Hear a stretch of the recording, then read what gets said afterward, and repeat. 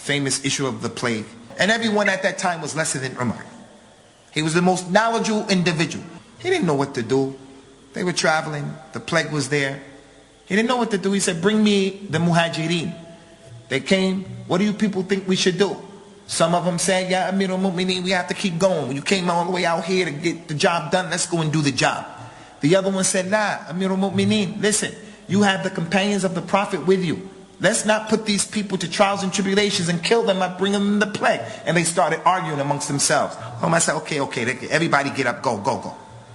Bring me the Ansar, which goes to show the Muhajirin are better than the Ansar in Al-Islam. Abu Bakr, Umar, Uthman, Ali, and then the other 6 companions who were promised Jannah are the best companions. And then after them, the Muhajirin who made the Hijrah to Mecca. And then after them, the Ansar. Bring me the Ansar. What do you think we should do? They said similar to those people. No one gave any dalil. They said similar to those people. You came here, let's get the job done. The other people say, hey, you're going to kill the people. They're the companions of the Prophet. He said, get up, get away. Everybody get away. Someone came and said, Ya Amir al-Mu'mineen, I heard the Prophet say, sallallahu alaihi wasallam, if there's a plague and you're outside, don't go inside. If there's a plague and you're inside, don't go outside. Umar took it. How is it that Umar didn't know that hadith? He was better than everyone. He was the most knowledgeable person than everyone. Now, if Umar radiallahu anhu was the most knowledgeable person at that time, and if there was a Nabi after Rasulullah, would have been Umar, and he's from the Muhaddithin, he didn't know, then clearly it is conceivable that one of the 4 Imams didn't know something. It is beyond me to comprehend how and why the people want to be having this jumud in knowledge. Can't move 1 inch this way, that way.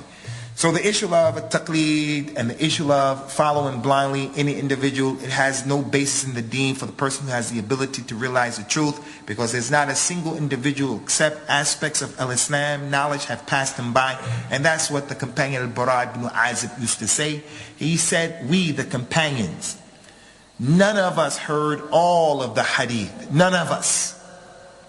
Because we used to be busy and we used to travel and because of other issues.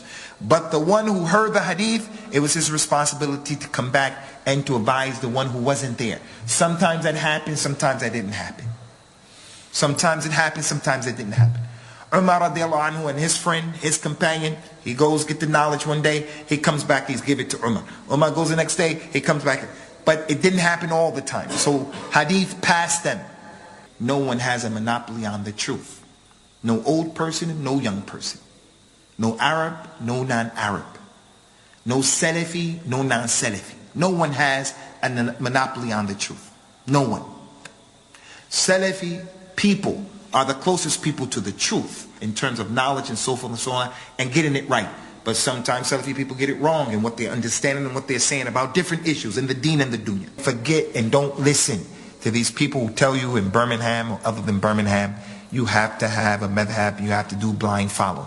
If you do take a madhab, then take the madhab with an open mind and be sincere to Allah, to yourself, and sincere to the imam of that madhab, who wouldn't have ever tolerated people blindly following them when their statements went against the kitab of Allah and the sunnah of the Prophet sallallahu alaihi wasallam.